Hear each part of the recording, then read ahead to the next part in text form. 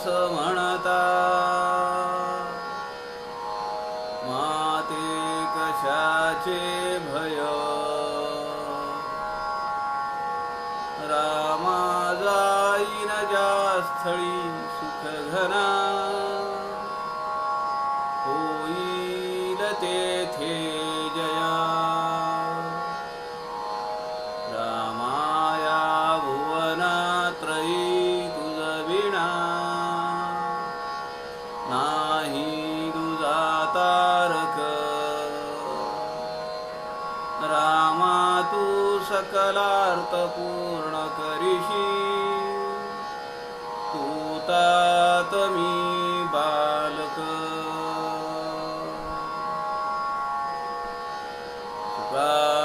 सारिखे पूर्ण वैराग्य ज्याचे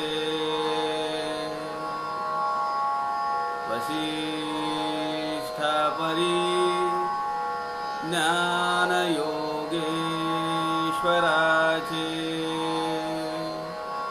कवी वाल्मिकी सारिखा मान्य ऐसा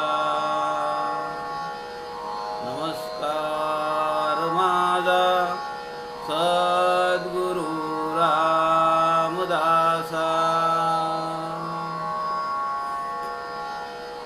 मला वाटते अंतरी त्वा वसावे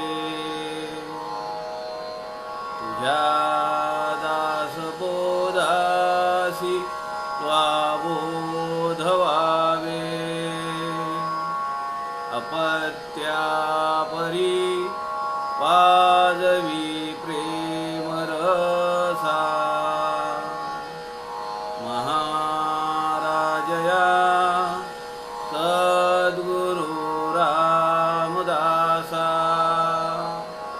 जय जय रघुवीर समर्थ सब संतन की जय।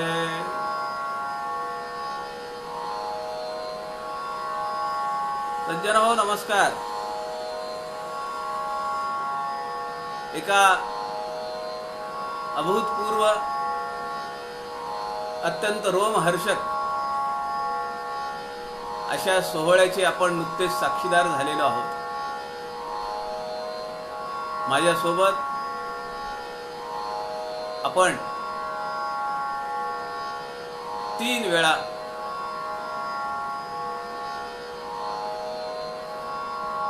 जय श्रीराम असं म्हणूया। जय श्रीराम, जय श्रीराम, जय श्रीराम। प्रभु सियावर रामचंद्र महाराज की जय। एक मोठा भव्य दिव्य कार्यक्रम आपण आता पाहिला। आपल्या आयुष्याचा तो कृतार्थ क्षण आहे। अन्यथा शेकडो वर्षापासून चाललेला संघर्ष पण आज तो मूर्त स्वरूपात येतो आहे आणि त्या भव्य दिव्य राम मंदिराची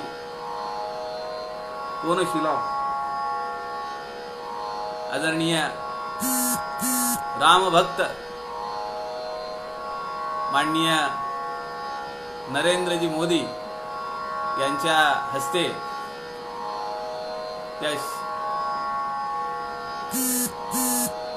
ते पूजन झालेलं आहे। देशच नव्हे तर जगामध्ये सुद्धा सगळीकडे आज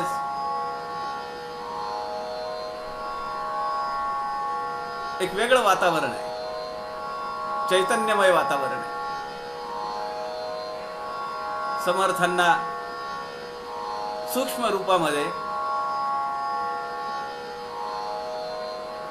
आणि त्यांचं दैवत हनुमंतांना अत्यंत आनंद झाला असेल। आपण त्या आनंदाचं प्रतीक म्हणून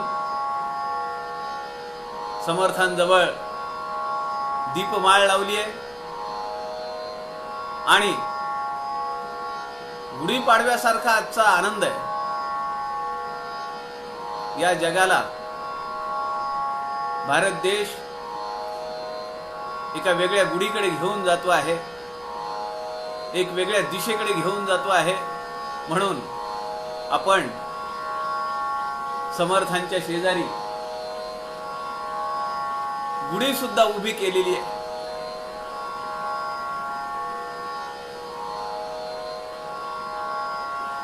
आज अत्यंत आनंदाचा क्षण आहे. आपण काल दुपारपासूनच एका वेगळ्या मूडमध्ये आहोत, एका वेगळ्या भावनेमध्ये आहोत.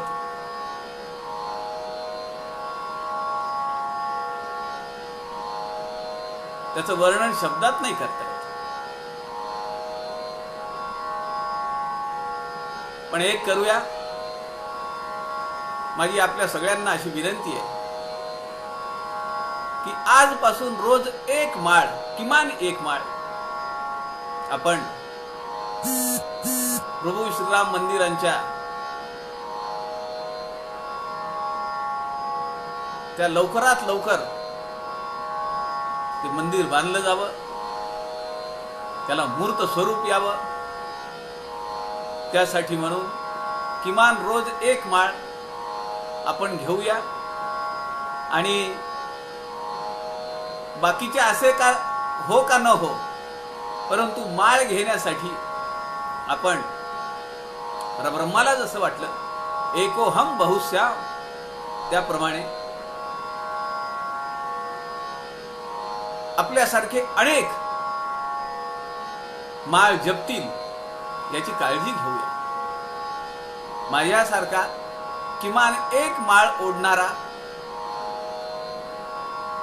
व्यक्ती म्हणून अनेक व्यक्ती आपल्याला आपल्या नातलगांमध्ये, आपल्या मित्रांमध्ये, आपल्या शेजारी पाजारी, कॉलनीमध्ये, आपल्या संप्रदायामध्ये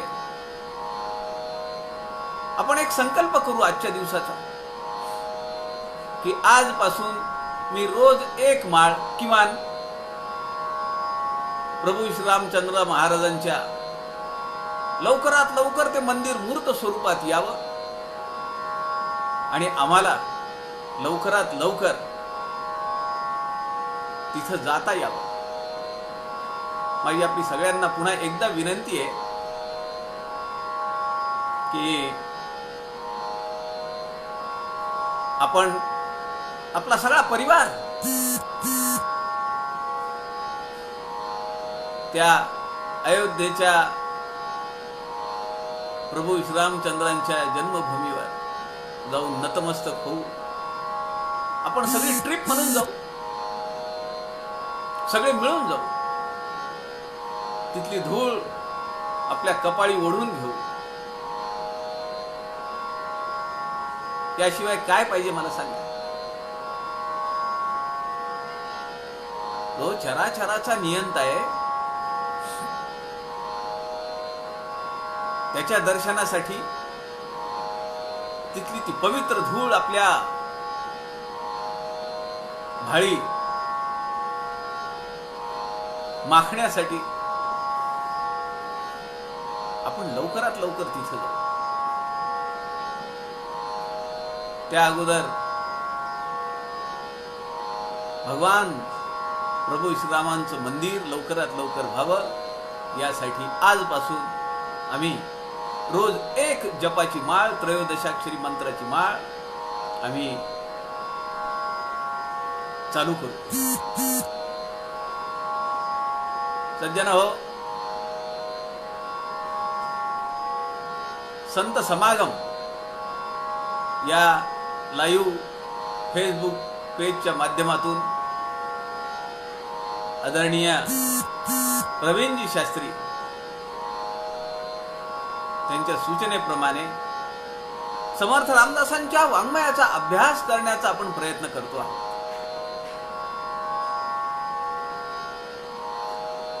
आज जशी अयोध्या नगरी सगळी पिवळी दिसतीये, लखलखायमान. काल रात्रीपासून, परवा रात्रीपासून ती दिव्यांची रोषणाई, समर्थांनी वर्णन केल्याप्रमाणे दारूचं काम, त्यातून आपण तो अपूर्व आनंद घेतला. मलाही राहवलं नाही. त्यामुळे मी आजचा जो शर्ट घातलेला आहे तो पिवळ्या रंगाचा आहे आणि राम नामांकित रामनामी खांद्यावर घेतली आहे. सज्जन हो, आपल्या आयुष्यातला हा अत्यंत कृतार्थ क्षण आहे. आज एका वेगळ्या आनंदात सगळी पृथ्वी आहे. 500 वर्षापासूनचा संघर्ष आहे, आज मूर्त स्वरूपात येतोय, पूर्णत्वाला जातोय, फळसिद्धी होतीये. आणि ती फळसिद्धी सगळ्या चराचरातून होतीये. म्हणून समर्थ रामदासांनी दशक 16 समास 8 हा समास आज आपल्याला पाहायचा आहे. आणि या समासाचं नाव आहे आत्माराम निरूपण. ही समर्थ रामदासांची योजना आहे की आज एवढा भव्य दिव्य कार्यक्रम केवळ देशानेच नव्हे तर अखिल विश्वाने पाहिला. आणि आज आपला समाज जो आलेला आहे तो आहे आत्माराम निरूपण. राम कुठे नाहीये, तुमच्यात आहे, माझ्यात आहे, चराचरात व्यापून राम आहे.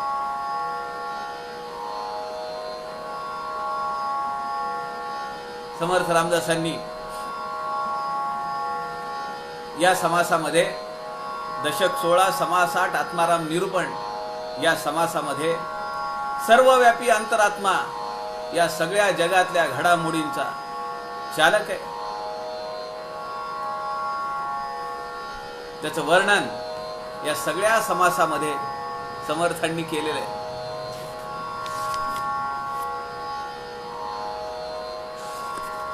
आज तो समास आपण काल पाहिला.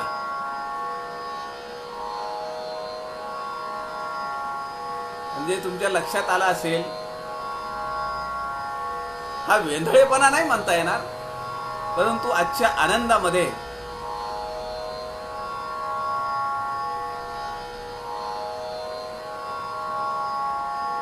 कुठला समास घ्यायचा आहे याचा सुद्धा विसर पडलेला आहे.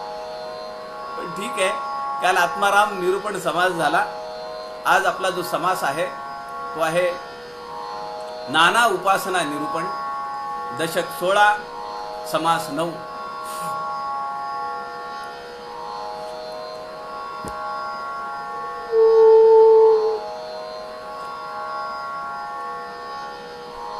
दशक 16 समास 9 नाना उपासना निरूपण. समर्थांनी या समासामध्ये देवदेवतांचे अनेक प्रकार आणि उपासनांचे प्रकार याचं वर्णन केलेलं आहे. समर्थ असं म्हणतात की भक्तांचं भजन पूजन हे शेवटी एकट्या त्या रामाला जातं. कुठल्याही देवदेवतांचं पूजन करा, ते अंतरात्म्याला जातं.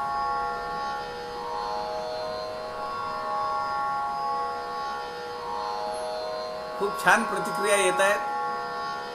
आपल्या सगळ्यांचा आनंद हा आज खरोखर शब्दात वर्णन करता येणार नाहीये. गगनात मावेन असा झालाय. सुरेख, छान. वासंतीताईंनी कळवलंय, छान. आपल्या सगळ्यांचे मी दास परिवाराच्या वतीनं अभिनंदन करतो. आपल्या सगळ्यांना आजच्या विशेष दिवसाच्या शुभेच्छा देतो. समर्थांनी हा जो नियम आहे की सगळा भजन, सगळं पूजन हे एका अंतरात्म्याला पोचतं. त्याचं एक मार्मिक उदाहरण समर्थांनी या समासात दिलंय.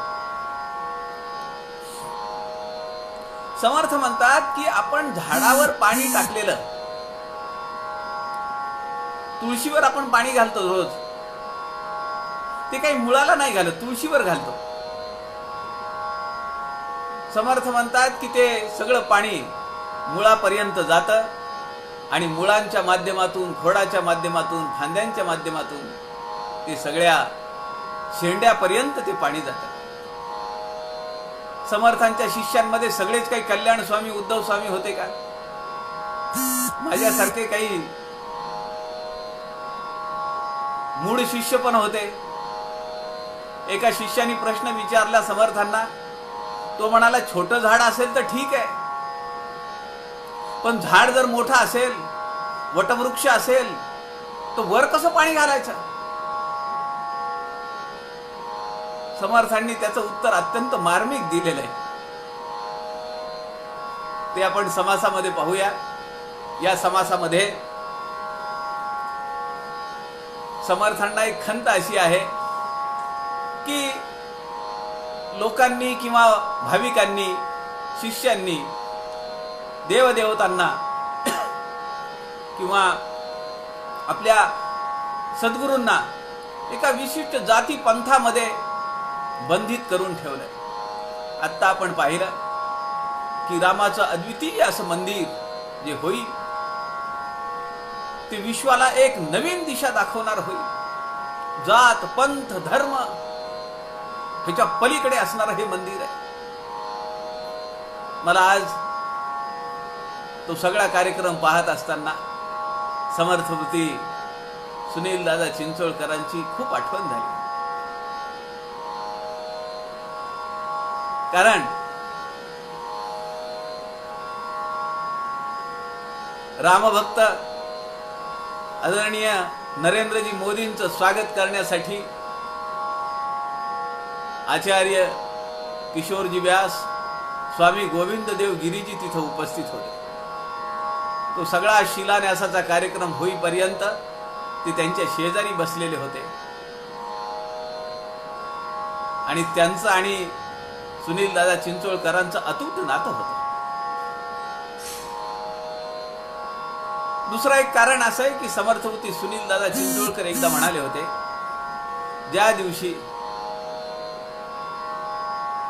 आळंदीच्या माऊलींच्या समाधीवर डोकं ठेवून जसा नमस्कार घालता येतो तसा नमस्कार आम्हाला समर्थांच्या समाधीवर डोकं टेकवून घालता आला पाहिजे.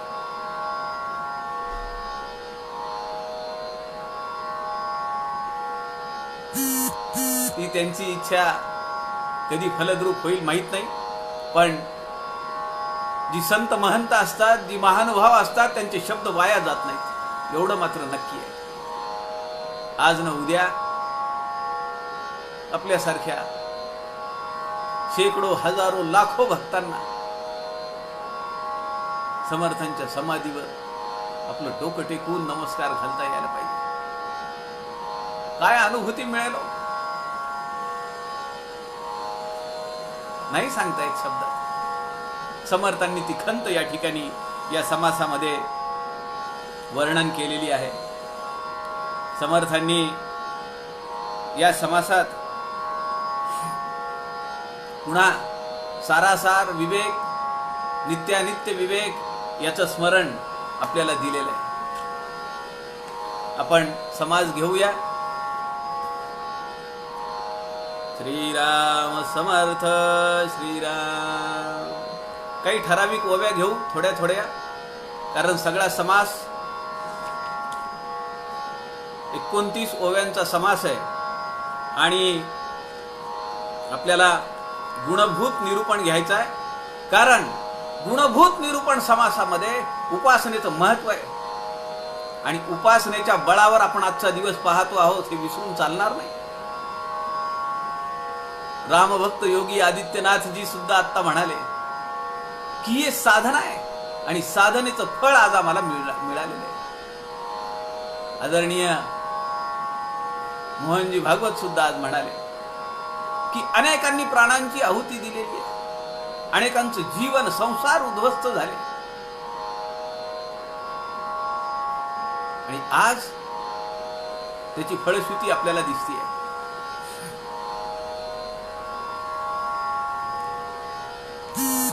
पृथ्वीमध्ये लोकनाना त्यास नाना उपासना, भावार्थे प्रवर्तले जना, ठाई ठाई श्रीराम आपुल्या देवास भजती, नाना स्तुती स्तवने करती, जे ते निर्गुण म्हणती उपासनेसी श्रीराम. वाद्याचा आवाज ठीक आहे.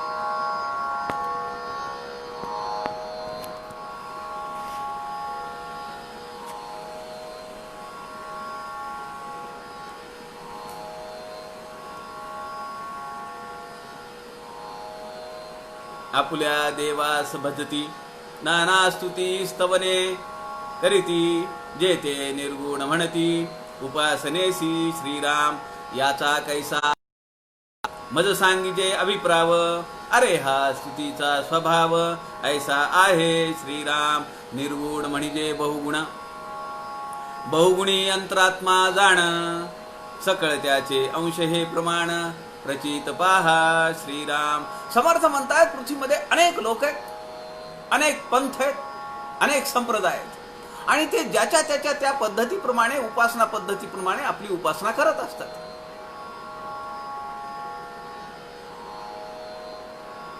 आपल्या देवास भजती, नाना स्तुती स्तवने करती, जे ते निर्गुण म्हणती उपासनेसी. उपासना कशी व्हायला पाहिजे? निर्गुणाची व्हायला पाहिजे. पण निर्गुणाची उपासना पटकन कळत नाही, आपल्याला आकळत नाही, म्हणून सगुणातून जायचं.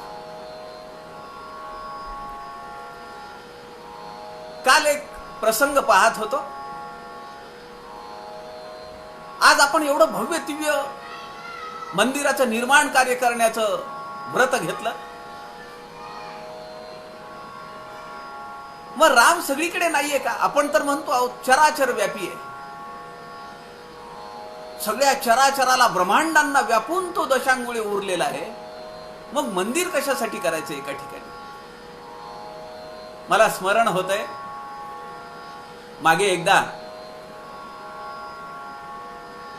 रजत शर्मांचा आपकी अदालत तो एक कार्यक्रम होता, आणि रजत शर्मांनी मोरारी बापूंना हा प्रश्न केला. ते म्हणाले की तुम्ही म्हणता राम सर्वत्र आहे, सर्व व्यापी आहे, मग राम मंदिराचा आग्रह कशासाठी? तो काही एका ठिकाणी असणार आहे का? सज्जन हो, पूजनीय मोरारी बापूजींनी जे उत्तर दिलं ते अत्यंत सुरेख, अत्यंत चपखल, प्रसंगयोचित उत्तर त्यांनी दिलं. ते म्हणाले, रजतजी, हवा भी वैसे ही पूरे विश्व में है. हवा सगळीकडे, पण जेव्हा तुमच्या गाडीचं चाक पंक्चर होतं तेव्हा तुम्ही कुठेही उभा राहून हवा भरू शकता का?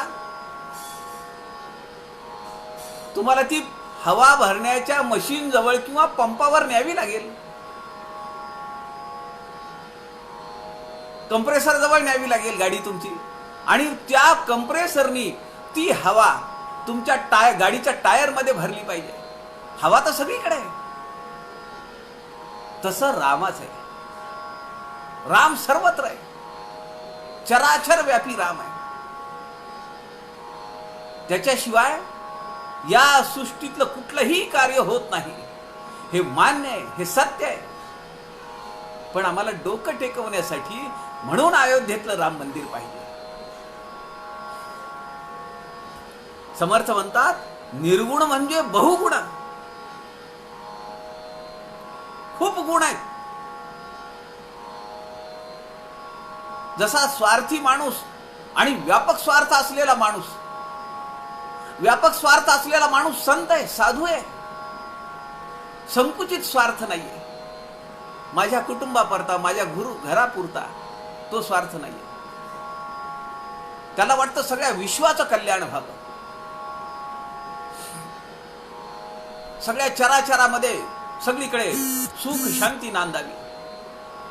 म्हणून समर्थ म्हणतात निर्गुण म्हणजे बहुगुण. खूप गुण आहेत, व्यापकता आहे. बहुगुणी अंतरात्मा जाण, सकळ त्याचे अंश हे प्रमाण, प्रचित पाहा श्रीराम. आता जसं राम मंदिर होऊ लागलेलं आहे तसं एक राम मंदिर आपल्या समर्थांनी चाफळला उभा केलं. एकच राम मंदिर. खरं तर 1100 मठ होते समर्थांचे. 1100 मठामध्ये प्रभू रामचंद्रांची मूर्ती त्यांना उभी करता आली असती, पण नाही. कुणाची मूर्ती उभी केली? हनुमंताची मूर्ती उभी केली. बुद्धिमतां वरिष्ठम, मनानी, शरीरानी, विचारानी, कृतीनी अचाट बळ या भीमाचे. त्याच्या साह्यावर तर रामाने सगळी लंका काबीज केली. म्हणून समर्थांनी सर्वत्र हजारो मंदिरं उभी केली, तर ती केली हनुमंताची. एकच मंदिर उभा केलं रामाचं. बघा, समर्थांची सुद्धा म्हणजे आपण विचार नाही करू शकणार. ज्या काळामध्ये मूर्ती पूजा करणं म्हणजे जीव धोक्यात घालणं होतं, त्या काळामध्ये समर्थ रामदासांनी हजारो मारुतीची मंदिरं उभा केली. समर्थांनी केवळ 3 मंदिरं वेगळी उभा केली. एक गडावर अंगलाई देवीचं मंदिर, दुसरं मेथवड्याला विठ्ठल रुक्माईचं मंदिर, आणि तिसरं चाफळला प्रभू श्रीराम. समर्थ म्हणतात निर्गुण म्हणजे बहुगुण. बहुगुणी अंतरात्मा जाण. तो जो अंतरात्मा आहे तो बहुगुणी आहे, तो व्यापक आहे, अनेक गुणांनी अलंकृत आहे, अनेक गुणांनी मंडित आहे. सकळ जनासी मानावे ते, एक अंतरात्म्यास पावते, अधिकार परतवेते, मान्य की जय श्रीराम. समर्थ म्हणतायत आपल्या अधिकारानुरूप तो अंतरात्मा एकच आहे की नाही याची प्रचिती घेता येते. कुणाला समजेल, कुणाला नाही समजणार. म्हणून मी सुरुवातीला म्हणालो की सगळेच काही कल्याण किंवा उद्धव स्वामींसारखे निष्णात शिष्य नव्हते. वेणा स्वामी, अक्का स्वामी, बैयाबाई यांच्यासारखे निष्णात शिष्य नव्हते. एक श्लोक आहे, तो श्लोक, त्या श्लोकाचा संदर्भ इथे आहे. श्लोक असं म्हणतो, आकाशात पतितम तोयम, आकाशात पतितम तोयम यथा गच्छती सागरम. आकाशातून पतित होणारं, खाली पडणारं तोय म्हणजे पाणी. आकाशातून खाली पडणारं पाणी यथा गच्छती सागरम, ते सागरालाच जाऊन मिळतं. कुठल्याही मार्गाने जाईल ते. नदीतून जाईल, ओहळातून जाईल, तलावातून जाईल, धरणातून जाईल, ओढ्यातून जाईल, झऱ्यातून जाईल, पण ते कुठं जातं? अंततोगत्वा त्याचं ध्येय जे आहे ते सागराकडे त्याची ओढ असते. तसं सर्वदेव नमस्कारम केशवम प्रति गच्छती. कुठल्याही देवाला नमस्कार करा, तो कुणाला जातो? केशवाला जातो. तसं इथं समर्थांनी पुढे जे पुढच्या ओवींमध्ये जे संदर्भ आलेला आहे तो या श्लोकाचा संदर्भ आहे. समर्थ म्हणतात, श्रोता मने हा अनुमान, मुळी घालावे जीवन, ते पावे पानोपान, हे सध्या प्रचिती श्रीराम. वक्ता म्हणे तुळशीवरी, उदक घालावे पात्र भरी, परी न थिरे निमेष भरी, भूमी भेदे श्रीराम. तुळशीवर एक पात्र घेतलंय हातामध्ये आणि तुळशीवर पाणी घातलं. ते पाणी वर थांबतं का? ते लगेचच भूमीला खाली येतं. आकाशात पतितम तोयम, ते खाली येतं, लगेच भूमीला भेदतं, मुळापर्यंत जातं आणि ते पुन्हा शेंड्यापर्यंत जातं. थोर वृक्षास कैसे करावे, सेंड्या पात्र कैसे न्यावे याचा अभिप्राव देवे मज निरोपावा श्रीराम. शिष्य म्हणतोय स्वामी ते ठीक आहे हो, ते तुळशीचं रोप आम्ही ह्याच्यात लावलेलं आहे, वृंदावनात लावलेलं आहे, म्हणून आम्हाला पाणी घालता येईल पात्रानी. पण पिंपळासारखा वटवृक्ष, वडासारखा वटवृक्ष जो अथांग पसरलेला आहे त्यावर आम्ही कसं पाणी घालायचं? ही बालबुद्धीचा प्रश्न आहे का नाही? समर्थ त्यालाही समजून देत आहेत. समर्थ म्हणतात प्रजन्याचे उदक पडते ते तो मुळाकडेच येते, हातची पावेना तेथे काय करीती श्रीराम. सकळास मूळ सापडे ऐसे पुण्य कैचे घडे, साधुजनाचे पवाडे विवेकी मन श्रीराम. समर्थ म्हणतात अरे बेटा तुझा हात नाही पोचणार रे पात्र घेऊन, पण पावसाचं पाणी वरून पडतं का नाही? ते वरच्या शेंड्यावरच पडतं, पानांवरच पडतं, मग ते खाली जात नाही.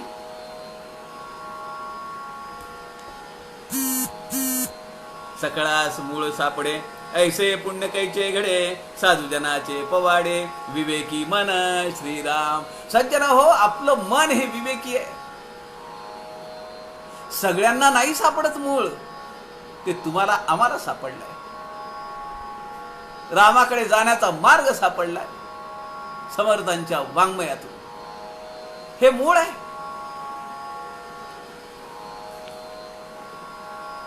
ऐसे पुण्य कैचे घडे समर्थ म्हणतात. कसं घडेल हे पुण्य? सगळ्यांना नाही होणार. पण तुम्ही आम्ही मराठी भाषेमध्ये बोलायचं म्हणजे फार लकी आहेत. आपल्या जीवनाचा कृतार्थ क्षण आहे की आम्हाला हे वाङ्मय आमच्या हातात मिळाले. तथापि वृक्षाचे निपडी पाडे, जीवन घालिता कोठे पडे, ये गोष्टीचे साकडे काहीच नाही श्रीराम. समर्थ म्हणता आता काही तुला शंका आहे का? आता साकडं काही नाहीये ना तुझ्या मनामध्ये? छोट्या झाडावर वरून पाणी घालता येतं, मोठ्या झाडाला घालता येत नाही. अरे पावसाचं पाणी पडतंच की म्हणाले. आता मनात काही शंका राहिली नाही ना? मागील आशंकेचे निरसन होता झाले समाधान, आता गुणास निर्गुण कैसे म्हणती श्रीराम. चंचळपणे विकारले सगुण ऐसे बोलिले, येरते निर्गुण उरले गुणातीत श्रीराम. चंचळपणे विकारले ते परब्रह्म तत्व जे अलक्ष्य आहे, स्तब्ध आहे, स्थिर आहे, अरूप आहे, अक्रिय आहे, त्याला फक्त स्फुरण झालं आणि त्या स्फुरणामुळे एक शक्ती तयार झाली ज्यामध्ये विकार आहेत. म्हणून समर्थ म्हणतात चंचळपणे विकारले ते चंचल झाली. माया ही चंचल आहे, एका ठिकाणी थांबते का? आणि एकसारखी राहतही नाही, सारखी बदलत राहते, सारखी बदलत राहते. चंचळपणे विकारले सगुण ऐसे बोलिले, पण मग ते चंचळ आहे म्हणून त्याला सगुणाची मूर्त स्वरूप देता आलं. आज भव्य मंदिर निर्माणाची शिलान्यास झाला, पायाभरणीचा कार्यक्रम झाला. हे सगुणच आहे ना. म्हणूनच तर आम्हाला रामाला मूर्त स्वरूपात पाहता येतं, जे चंचल. बरं, ते अनुभवण्याची किंवा प्रचिती घेण्याची आमची साधना त्या पातळीची नाहीये. सगुणाचे आधारे निर्गुण पाविजे निर्धारे. निर्गुणापर्यंत जायचंय पण सगुणाच्या आधारानेच जायचंय आणि निर्धारपूर्वक जायचंय. समर्थ सांगतायत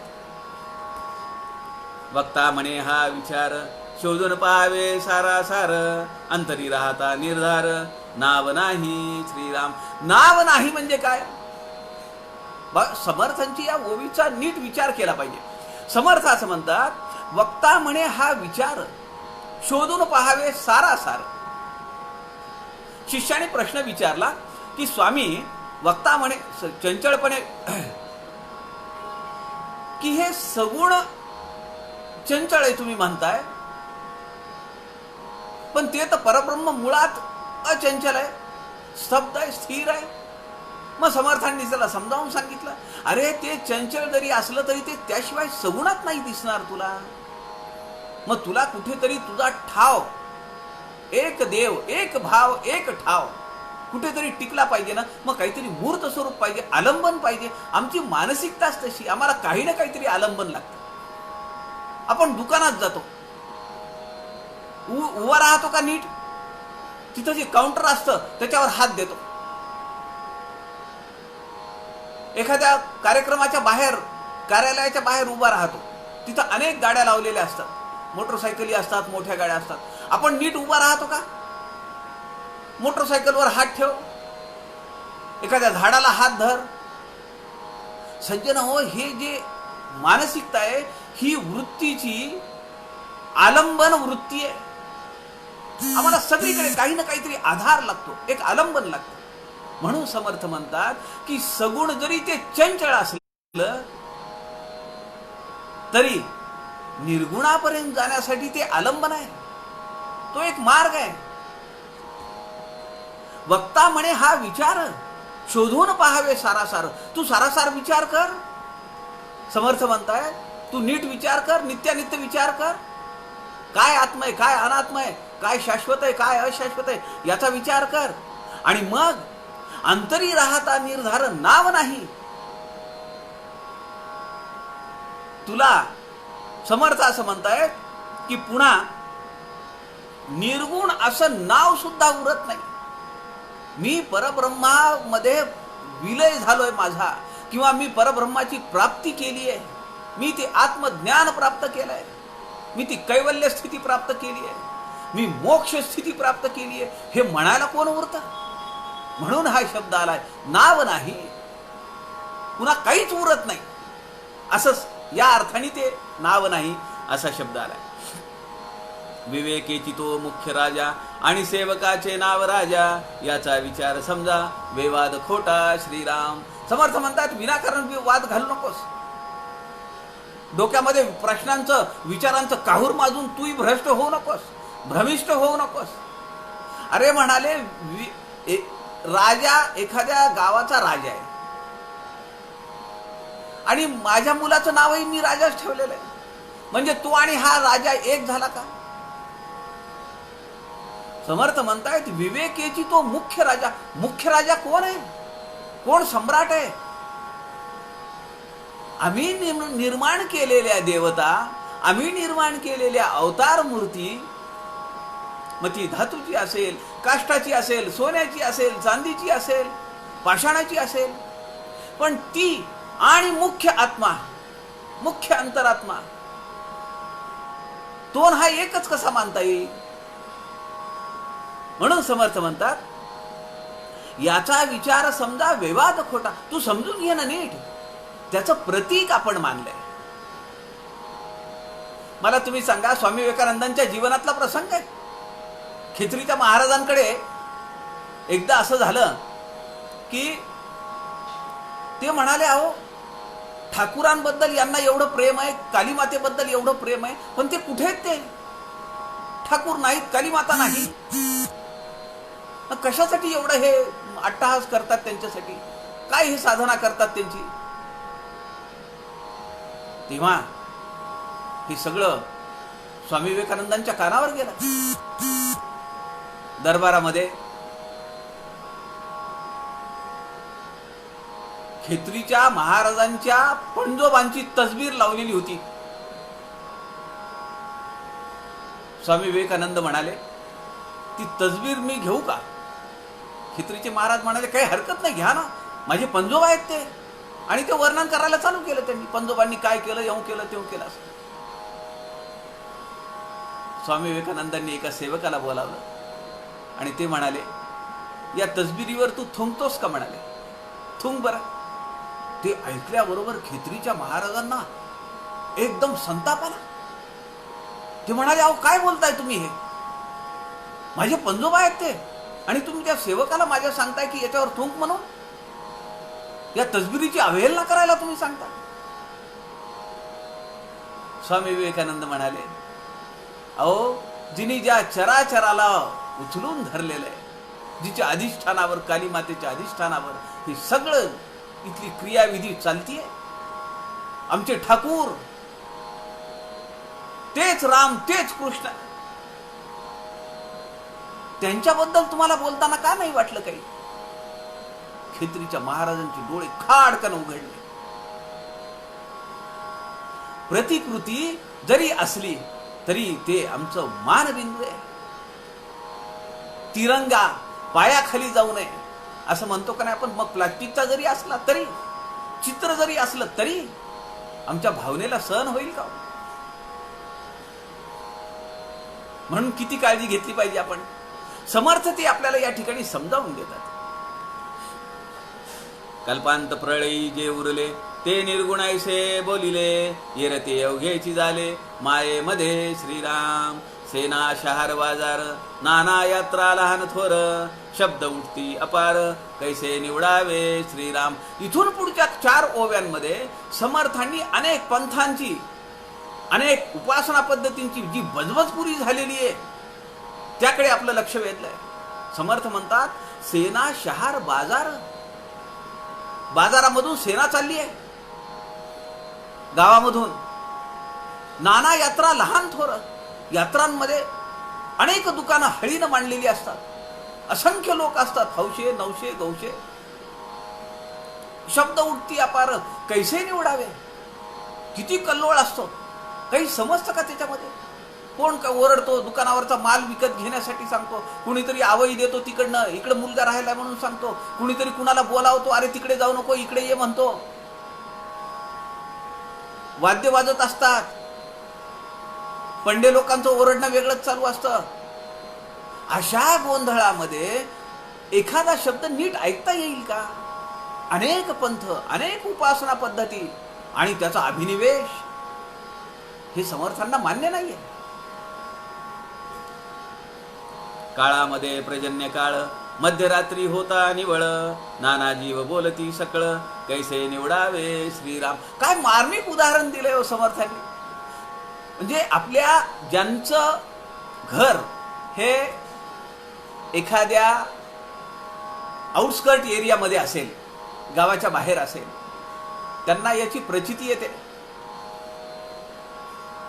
समर्थ सांगतायत काळामध्ये पर्जन्य काळ, पावसाळा, हिवाळा, उन्हाळा आहे, पण त्यामध्ये पावसाळा. मध्यरात्री होता निवळ, पाऊस धुवाधार पडलेला आहे, मध्यरात्र आहे. आता कुठला आवाज आहे का? सगळं जग झोपलेलं आहे. समर्थ म्हणतात नाना जीव बोलती सकळ कैसे निवडावे. डराव डराव डराव डराव, रातकिड्यांचा आवाज, किरकिर किरकिर, अनेक जीव बोलत असतात. मध्येच पक्षी, प्राणी हुंबरतात, त्यांची आवाज, बेडकांची आवाज, किड्यांची आवाज, रातकिड्यांची आवाज. अशा कोलाहलामध्ये नाना जीव बोलती सकळ कैसे निवडावे. कसा तुम्हाला एखादा शब्द घेता येईल, ऐकता येईल? नाही, सगळा गोंधळ आहे. नाना देश भाषा मते भूमंडळी असंख्याते, बहुऋषी बहुमते कैसी निवडावी श्रीराम. उष्टी होता चांकुर सृष्टीवरी निगती अपार, नाना तरू लहान थोर कैसे निवडावे श्रीराम. आपण पाहिलं, याची चर्चा केली आहे मागच्या आठवड्यात. पाऊस पडतो आणि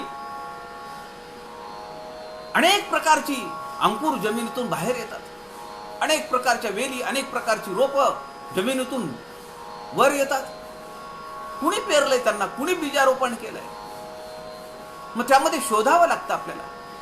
आगरडा कुठे, दुर्वा कुठे, तुळशीचं एखादं रोप आलेलं असेल तर ते कुठे, पत्री कुठे, हे सगळं शोधावं लागतं.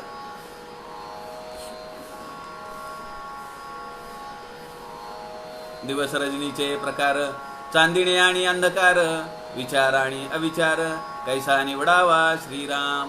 विसर आणि आठवण, नेमस्त आणि बाष्कळपण, प्रचित आणि अनुमान येणे रीती श्रीराम. समर्थ या ओवीमध्ये म्हणताय त्या अंतरात्म्याचं स्मरण असणं हेच मुख्य काम आहे, हीच मुख्य उपासना आहे.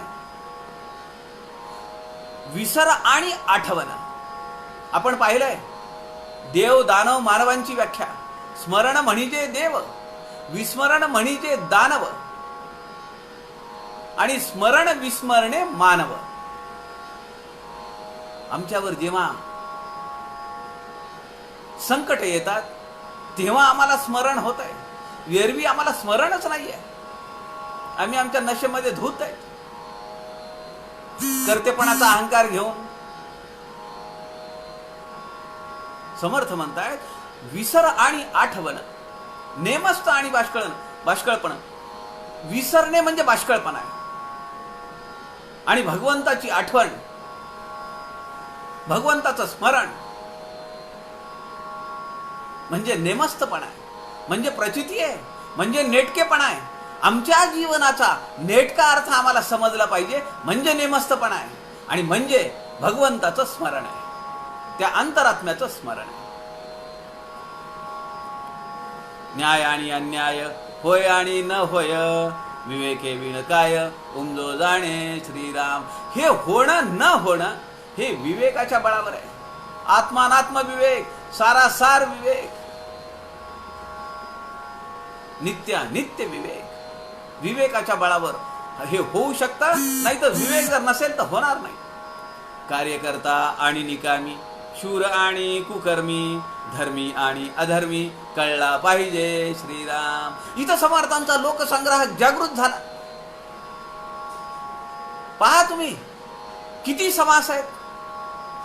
11व्या दशकापासून सगळे समास, बहुतांश समास, 99% समास हे लोकसंग्रहाची रीती समजावून सांगणार आहेत. लोकसंघटक कसा असला पाहिजे, एखादी सामाजिक चळवळ चालवायची, त्यांनी कसं काम केलं पाहिजे, तो ज्ञानी आहे, महंत आहे, पण समाज शरण वृत्तीनं कार्य करतोय. समाजाच्या अभ्युदयासाठी, राष्ट्राच्या उत्कर्षासाठी तो प्राणपणाला लावून आपलं सगळं जीवित विहित कर्म म्हणून, तो व्रत म्हणून तो आपलं काम करतो आहे. कार्यकर्ता आणि निकामी सगळ्या संघटनेमध्ये असं आहे. काही कार्यकर्ते आहेत आणि काही निकामी लोक आहेत. ते कार्यकर्त्याचं रूप घेतात, कार्यकर्त्याचं सोंग घेतात, पण काम काहीच करत नाहीत. कार्यकर्ता आणि निकामी, शूर आणि कुकर्मी. काही कार्यकर्ते शूर आहेत. आता कोरोना संसर्गाच्या दरम्यान ग्राहक पंचायत महाराष्ट्राच्या कार्यकर्त्यांनी अनेक अद्भुत कार्य केले. धान्य वाटप असेल, ई पास असेल, अनेक प्रकारची समाजोत्थानासाठी ग्राहकाभिमुख कामं केली. समर्थ म्हणतात अशी शूर कार्यकर्ते आहेत. काही कार्यकर्ते हे कुकर्मी आहेत. काही कार्यकर्ते फक्त काड्या घालायचं काम करतात. एखादी चळवळ तुम्ही उभी करा. आपल्यापैकी बरेच जण अशा सामाजिक चळवळी चालवणारे पदाधिकारी आहेत, कार्यकर्ते आहेत. हा अनुभव सगळीकडे, सगळ्या सामाजिक सेवांमध्ये, सगळ्या सामाजिक संस्थांमध्ये असे कुकर्मी कार्यकर्ते आहेत. त्यांच्या मनासारखं नाही झालं की ते उपद्व्याप करतात. आमच्या ग्राहक तीर्थ बिंदू माधव जोशींच्या शब्दामध्ये काड्या घालायचं काम करतात. धर्मी आणि अधर्मी कळला पाहिजे श्रीराम. पण काही कार्यकर्ते असे असतात, जरी आपल्या मनाच्या विरुद्ध जरी झालं तरी त्यांना माहितीये माझा धर्म काय आहे, मी कुणाच्या विचारांची पालखी माझ्या खांद्यावर घेतलेली आहे. या समाजाचं मला भलं करायचंय. भेटो कोणी एक नर, धेड महार चांबार, राखावे त्याची अंतर या नाव भजन. या उदात्त विचारांची पालखी माझ्या खांद्यावर आहे. माझा धर्म ही पालखी वाहून न्यायचा आहे, ना की काड्या घालायचं काम आहे. माझा धर्म मला कळला पाहिजे. अनेक संकट आहेत, अनेक मोह उत्पन्न करणारे प्रसंग आहेत जीवनामध्ये. I have to go miles away before I sleep. Woods are dark and deep. Robert फ्रॉस्टची कविता आपल्याला माहिती आहे. माझ्या रस्त्यामध्ये अनेक अडचणी आहेत, कंटकाकीर्ण मार्ग आहे, काटे भरपूर आहेत, अनेक संकट उभी आहेत. मला झोप येईल, मला मोह उत्पन्न होईल, लोभ निर्माण होईल. But I have to go before I sleep. Miles to go away before I sleep, before I sleep. म्हणून आपले डोळे मिटण्यापूर्वी अयोध्येचं राम मंदिर उभं राहणं आणि इथून माइल्स टू गो एवढं अंतर, मैलोन मैलच अंतर आहे, तिथपर्यंत आपल्याला पोचायचं आहे. धनाढ्य आणि दिवाळखोर, रासावा आणि तस्कर, खरे खोटे हा विचार कळला पाहिजे श्रीराम. आजपर्यंत राजकारण्यांची मांदियाळी झाली या देशामध्ये. किती लोकांनी आम्हाला आमच्या कोपराला गुळ लावून दिला, किती लोकांनी आमच्यावर अनमनीत अत्याचार केले, आमच्या भावनांना झुलवत ठेवलं. पण आज आम्हाला समजलं कोण साव आहे, कोण तस्कर आहे, कोण धनाढ्य आहे, कोण दिवाळखोर आहे. धनाढ्य म्हणजे काय, धनाने संपन्न असला पाहिजे का? मनाने श्रीमंत असला पाहिजे. आज मनाने श्रीमंत असणारा पण या देशाचा प्रधान सेवक शेकडो वर्षांपासून आमचं राहिलेलं स्वप्न पूर्ण करण्यासाठी निघाला आहे. वरिष्ठ आणि कनिष्ठ, भ्रष्ट आणि अंतर्निष्ठ, सारासार विचार स्पष्ट कळला पाहिजे श्रीराम. कोण भ्रष्ट आहे, कोण वरिष्ठ आहे, कोण कनिष्ठ आहे, हा सगळा विवेक समर्थ म्हणताय.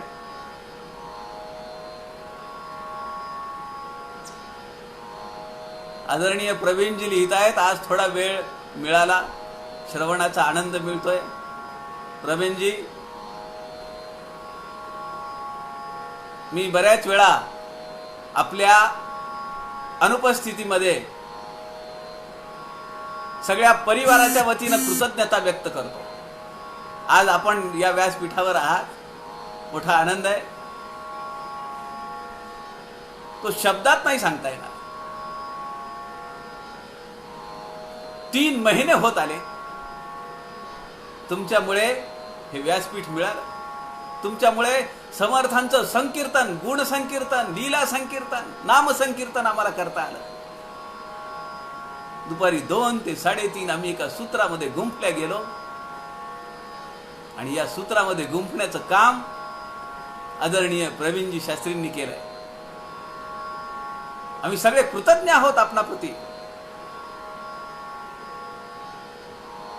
आणि आज योगायोग आहे, परवाच्या दिवशी तुमचे पिताश्री या व्यासपीठावर होते, आज आपण स्वतः आहात. आणि आजचा भव्य दिव्य कार्यक्रम तो सगळा आपण पाहिलेला आहे. त्या पार्श्वभूमीवर आपणही या संत समागम व्यासपीठावर आपण काय म्हणता येईल त्याला, सर्वे सर्वा या व्यासपीठाचे सूत्रधार आहात. त्यामुळे आपण आसनं नसणं भौतिक रूपाने ते विशेष नाहीये, पण आपल्या अधिष्ठानावर हे सगळं चालू आहे, आपल्या प्रेरणेने हे चालू आहे. याबद्दल आम्ही सगळे आपणाप्रती अत्यंत कृतज्ञ आहोत. इथे श्री दासबोधे गुरु शिष्य संवादे नाना उपासना निरूपणाम समास 9वा. श्रीराम श्रीराम समर्थ श्रीराम. आज आपण उशिरा चालू केलेलं आहे, त्यामुळे आपल्याला आज थोडा वेळ लागला तरी हरकत नाही. अर्धा तास जवळपास उशिरा आपण चालू केलेला आहे. त्यामुळे आजचा जो पुढचा जो समास आहे तो अत्यंत महत्त्वाचा समास आहे. हाही समास महत्त्वाचाच होता, नाही अशातला भाग नाही आहे. समर्थांनी अनेक आयाम या समासामध्ये दाखवले. समर्थांनी शिष्याची समजूत काढली की अरे आकाशाम पतितम तोयम, आकाशात पतितम तोयम यथा गच्छती सागरम. सागरालाच ते पाणी जातं आकाशातून पडणारं. तसं शेंड्यावर जर पाणी घातलेलं तुळशीच्या रोपाच्या ते बुडाला जातं, ते पुन्हा शेंड्यापर्यंतच जातं. एखाद्या गवंडळ शिष्याने प्रश्न विचारला आणि त्यालाही समर्थांनी अगदी समर्पक उत्तर दिलं की ते म्हणाले, पाऊस पडला झाडावर मोठ्या तर ते पाणी काय तुझा हात नाही पोचत तिथपर्यंत, तुझा आवाका किती. म्हणून समर्थ पुढे म्हणतात की आपल्या विचाराने कळून घेतलं पाहिजे. हे ज्याच्या त्याची टाकी वेगवेगळी आहे, कुणाला किती समजेल कुणाला किती समजेल. त्यामुळे ज्याच्या त्याच्या कृतीप्रमाणे आपण हा विचार समजून घेतला पाहिजे. समर्थांनी अनेक पंथांचा अनेक संप्रदायांचा कोलाहल कसा आहे त्याचंही मार्मिक उदाहरण आपल्याला या ठिकाणी दिलं. आणि शेवटी समर्थ असं म्हणतात की सामाजिक चळवळ चालवत असताना, एखादी सोशल ॲक्टिव्हिटी चालवत असताना कार्यकर्ते कशी असले पाहिजे, कशी धाटणी असली पाहिजे, त्याचंही विवेचन समर्थांनी अत्यंत मार्मिक पद्धतीने शेवटच्या 4-5 ओव्यांमध्ये केलेलं आहे. सज्जन हो, दुसरा जो समास आहे या दशकातला शेवटचा समास. मला आज दुपारी तो कार्यक्रम सगळा पाहत असताना अयोध्येचा माझ्या मनात एक विचार आला की आपण या आठवड्याभरामध्ये 16वा दशक चालू केला. 16व्या दशकामध्ये पहिला समास आपण महर्षी वाल्मिकींचा घेतला. प्रभू श्रीरामचंद्रांचे जे निकटवर्ती आहेत, प्रभू श्रीरामचंद्रांचा वंशी सूर्याचा म्हणून सूर्य निरूपणाचं सूर्य स्तवन केलं. त्यानंतर पृथ्वीचं स्तवन केलं, प्रभू श्रीरामचंद्रांची सासूबाई म्हणून. अग्नीचं स्तवन केलं सासरे म्हणून.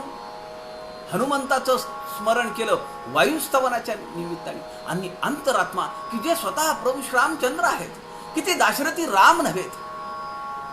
वाल्मिकी रामायणातले राम हे दाशरथी राम आहेत. ते म्हणतात मी देव नाहीये, मी दशरथ पुत्र राम आहे. समर्थांनी हा जो या दशकातला हा सप्तती अन्वयाचा दशक आहे, सूर्य वंशामधल्या आणि समर्थ प्रभू श्रीरामचंद्रांच्या निकटवर्तीयांच्या स्तवनाचा हा दशक होता. यामध्ये शेवटचा या दशकातला समास आहे गुणभूत निरूपण. गुणांचं घनीकरण ज्या ठिकाणी झालेलं आहे, ज्या भूतामध्ये झालेलं आहे त्याचं निरूपण आहे. हे प्रभू श्रीरामचंद्रांचं निरूपण आहे.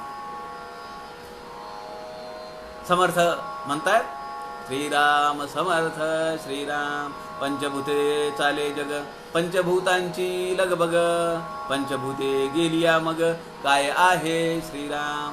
श्रोता वक्तयास बोले, भूतांचे महिमे वाढविले, आणि त्रिगुण कोठे गेले, सांगा स्वामी श्रीराम. अंतरात्मा 5वे भूत, त्रिगुण त्याचे अंगभूत, साबद करुणिया चित्त, बरे पाहे श्रीराम. आता स्वामी म्हणताय बेटा सावध कर, एकाग्र हो. आता तुझ्या मनातल्या जे शंका आहे की आता हे सगळं सगुण आहे,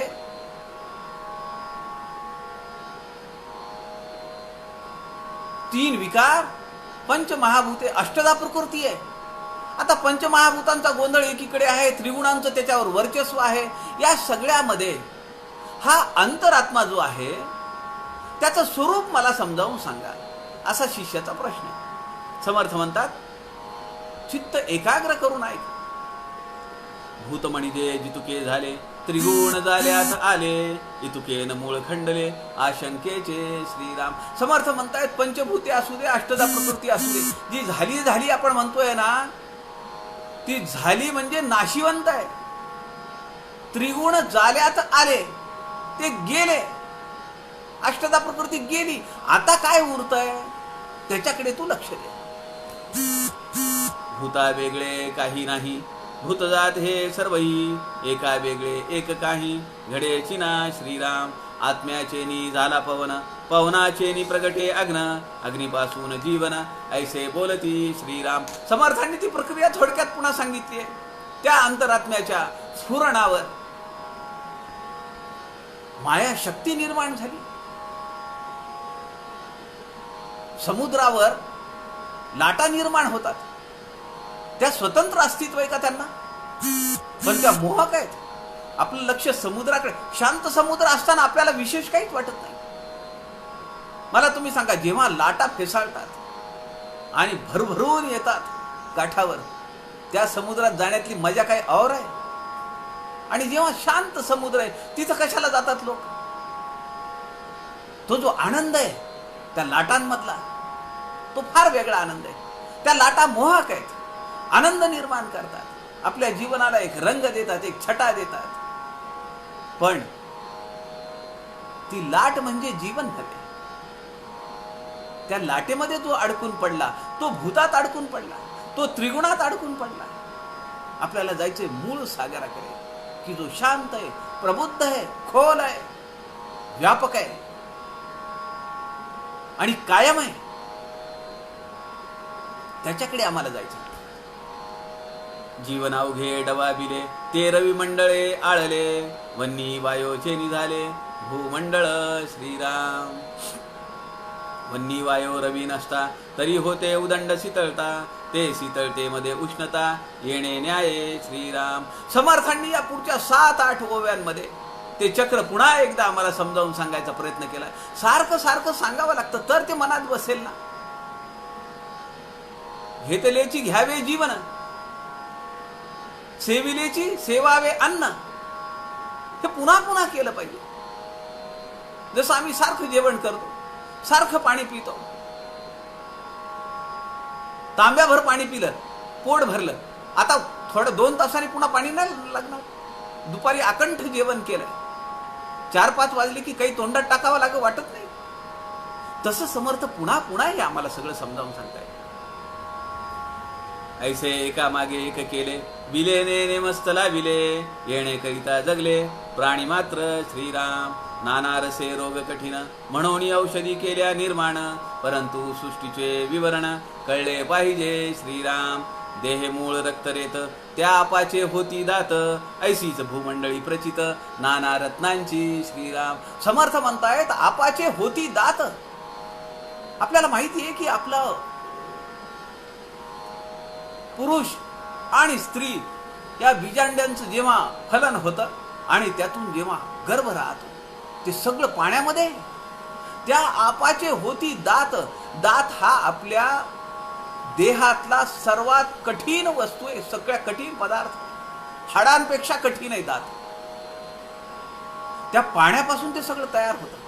आणि समर्थ म्हणतायत की पाण्यापासून, म्हणजे आधुनिक विज्ञान सुद्धा हे मान्य करतं की पाण्याशिवाय जीवसृष्टी होऊ शकत नाही.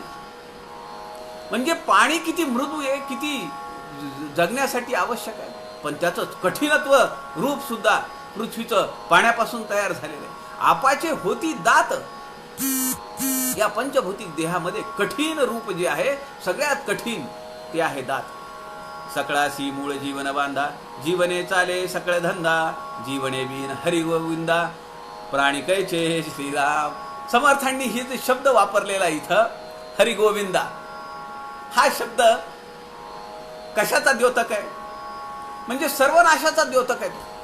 समर्थ म्हणतायत सकळाशी मूळ जीवन बांधा. जीवन म्हणजे पाणी. सगळ्याचं मूळ काय? पाणी. जीवने चाले सकळ धंदा. जोपर्यंत जिवंत आहे तोपर्यंत सगळा धंदा व्यवहार सगळं चालू आहे. जोपर्यंत पृथ्वीवर पाण्याचा थेंब आहे तोपर्यंत सगळी ऍक्टिव्हिटी चालू आहे. जोपर्यंत तुमच्या माझ्यामध्ये चैतन्य आहे, जीवनरूपी जिवंतपण आहे, तोपर्यंत सगळा व्यवहार चालू आहे. जीवने बिन हरी गोविंदा प्राणी कैचे श्रीराम. सर्वनाशक शब्द आहे. काय हरिगोविंदा म्हणजे सगळंच संपलं. जीवनाचे मुक्ता फळ शुक्रासारिके सुडाळ, हिरे माणिके इंद्रनीळ ते जळे झाले श्रीराम. याच जीवनामध्ये माणसाला मोतीसारखं चमकता येतं. जीवनाचे मुक्ताफळ करता येतं, जीवनाचं मोती करता येतं. शुक्रासारिके सुढाळ, शुक्रासारखं तेजस्विता आणता येते. या मानवी जीवनातच हे घडू शकतं. हिरे माणिके इंद्रनीळ ते जळे झाले श्रीराम. महिमा कोणाचा सांगावा, झाला कर्दमची आघवा, वेगळ वेगळू निवडावा कोण्या प्रकारे श्रीराम. या पंचमहाभूतांमध्ये, या चराचर सृष्टीमध्ये, या दृश्य विश्वामध्ये सगळा कर्दम आहे. कर्दम म्हणजे चिखल. चिखलामध्ये काही निवडता येतं का? पाणी आणि माती बाजूला काढताच नाहीये. चिखल एक जीव होतो. त्याला कर्दम शब्द वापरलेला आहे. परंतु बोलिले काही एक, मनास कळावया विवेक, जनामध्ये तार्किक लोक समजती आघवे श्रीराम. समर्थ म्हणतायत लोकांमधले जे तार्किक लोक आहेत त्यांना समजण्यासाठी हे बोलावं लागतंय. सगळ्यांना समजेल का? जितुके आपणासी ठावे तितुके हळूहळू शिकवावे. शहाणे करून सोडावे बहुत जन श्रीराम. सकळ जन नाही. सगळे शहाणे कसे होतील? आणि सगळे शहाणे झाल्यानंतर मग बोलणाऱ्याची काय किंमत आहे? मोठी अडचणच आहे. सांगणाऱ्याची गरजच नाही. समर्थांना माहिती आहे. 350 वर्षापूर्वी समर्थांना माहिती आहे सकळ जना नेव्हर पॉसिबल. बहुत जना म्हणून समर्थ इथं म्हणतात परंतु बोलिले काही एक. पण सांगितलंय बाबा, विवरण करून सांगायचा प्रयत्न केलाय. मनास कळावया विवेक. लोकांना समजलं पाहिजे, शहाणपण आलं पाहिजे. जनामध्ये तार्किक लोक समजती आघवे श्रीराम. अवघे समजले हे घडेना. शास्त्राशी पडेना. अनुमाने निश्चय होईना. काही एक श्रीराम. अगाध गुण भगवंताचे शेष वर्णुन शके वाचे. वेदविधी तेहिकाचे देवे वीण श्रीराम. या ठिकाणी